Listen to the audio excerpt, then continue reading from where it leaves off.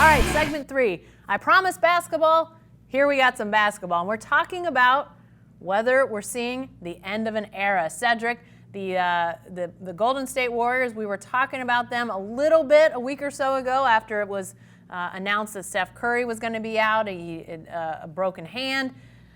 Now it just looks like more and more this team is on the decline. Now you've got Green with an injury. Just not good right now. Are we seeing the dynasty come to a crashing halt, Cedric? It's over. It's over.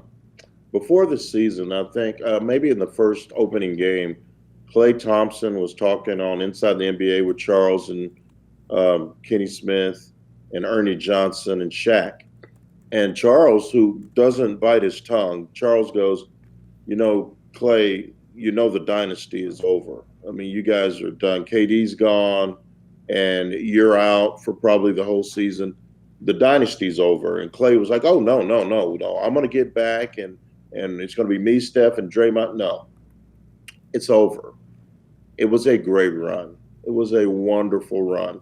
They'll still win some games, but do you really, didn't I ask you before the season, Jen, do you expect Steph Curry to play 75 or 80 games? Yeah. I didn't. Yeah. He's already hurt. Yeah. And Draymond's got ligament damage in his finger, and Klay is on the shelf, and they got a bunch of no-names out there. No Andre Iguodala anymore. Sean Livingston retired.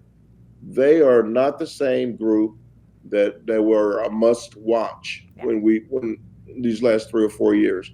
They're different now. The changing of the guard is at hand in the West.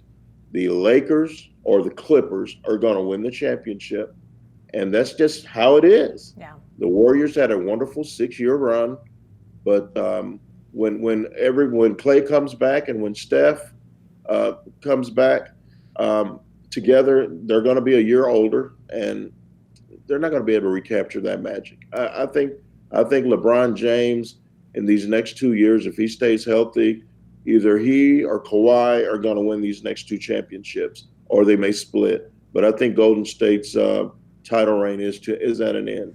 I think, and you're right, we did talk about Steph Curry and his inability to stay healthy, and that has been a struggle. So I'm not surprised that he's hurt, but I tell you, when the season started, because of how they were structured and so thin, depth, lacking, they needed him to be healthy for a good chunk of the year. That's for sure.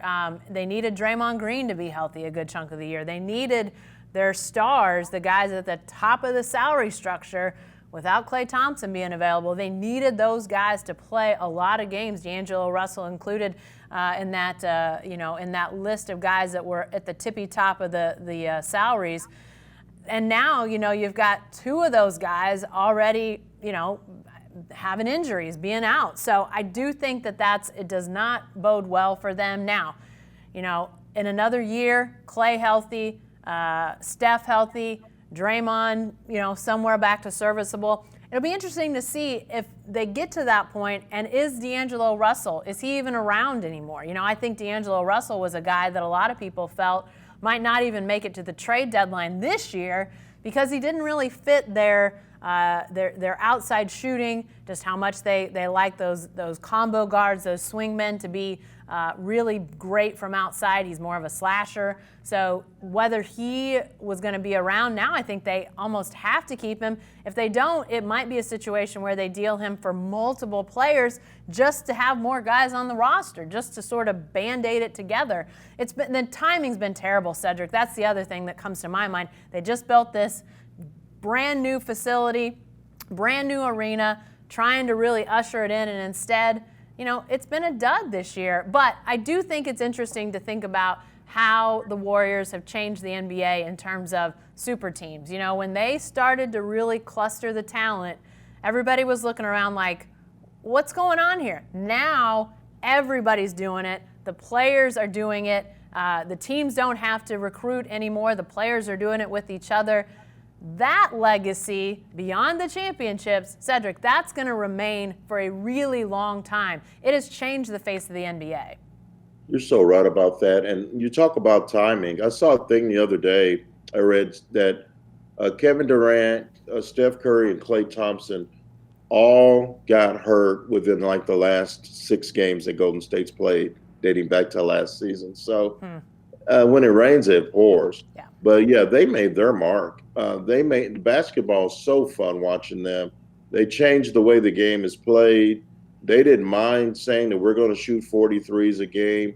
And they were built from the draft. I know KD came aboard, jumped on the bandwagon, what have you, but they were great before KD got there. And Steve Kerr, as long as he's still coaching, they're going to be a quality product.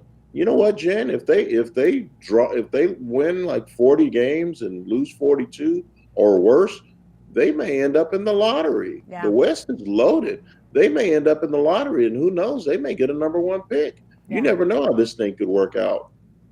Yeah, and what you say about the draft is 100% right. It's so, obviously how they brought in those free agent superstars, everybody focuses on that. But that team drafted Klay Thompson. That team drafted Steph Curry, and they stuck with Curry when he had that ankle injury. They could have, said, well, I don't know, maybe this guy's not the guy we want to sign to that long-term max type of deal, and they thought he was worth it. He's been worth it, even though he has continued to be injury prone. But so many, Draymond Green drafted so many great players that they developed and then brought into their prime. We're seeing things like that play out again in Philadelphia. As you look at the Ben Simmons and the Joel Embiid. I mean, yes, they've acquired some talent, but the nucleus comes back to the draft, and so you have to give some props to those guys for finding those guys that fit what they were looking to do and then developing them into those prime years when they could really take off. But I think we are seeing the end of a dynasty, but again, legacy that will live on for a long time around the NBA in style and in the way that team was built. All right, that's it for the Writer's Block this week. We'll have way more next week. Sports never ends, and neither do we. We hope you join us. We'll be back. We'll see you then.